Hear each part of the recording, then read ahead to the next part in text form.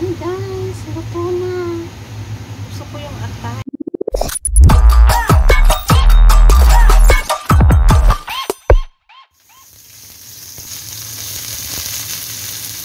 So hi guys, good morning. So ito nga pala yung niloto ko kasi kung ano yung sinabi, yun ang din ang gagawin ko sa kanila recipe yan.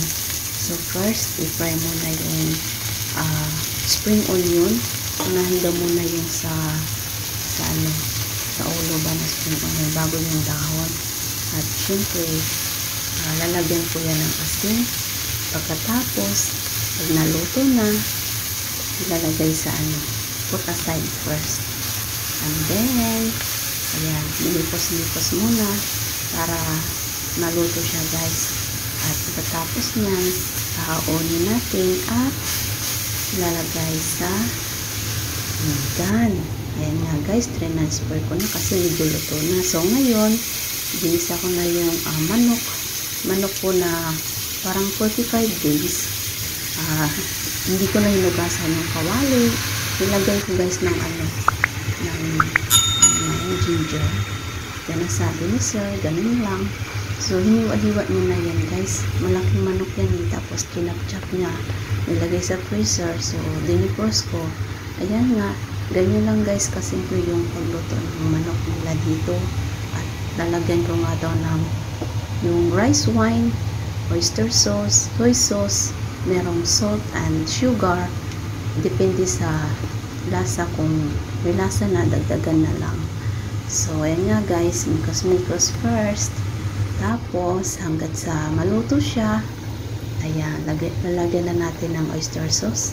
Ano lang po yan, estimate lang po yan ang paglagay ko. Wala nang sukat-sukat. Ganyan lang guys ka simple ang pagluto ng adobong manok na tuyo. O diba? So, sabi ni sir, medyo salty daw yung chicken. Tapos, ayan nga, minikos ko na naman ang manok. At nilagyan ko naman guys ng isang sa takip lang yung rice wine. Ayan.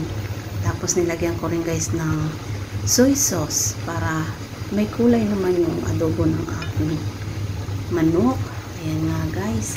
Pero guys, binawasan ko yan ng sabaw.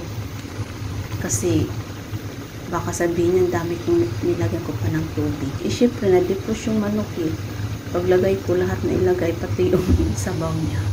So guys, nilagyan ko rin siya ng asin for the taste. Diba? Ganyan lang kadali guys. Ayan. At medyo lumambot-lambot na nga guys yung laman kasi siyempre pinakuluan ko din para lumambot. Ayan guys, nilagay ko ng spring onion and then halo-haloin natin. Yes, mikos to the left and mikos to the right. Ayan, tsaka may lasa na rin po yung spring onion kasi nilagyan ko guys ng asin. Ayan, ganyan sila magluto rito. Ganyan lang kasimple guys. Ayan, ganyan lang, sold na sila. Hindi gaya sa Pinas na marami pang ilalagay, ganyan, diba? So ayan guys, masarap naman siya kasi syempre loto ko o diba? Thank you for watching and syempre ito transfer ko na siya at ready to eat na, ready to serve. Ayan guys, ready to serve at okay naman ang lasa. Syempre ako ang nagluto, sinarapan ko, diba?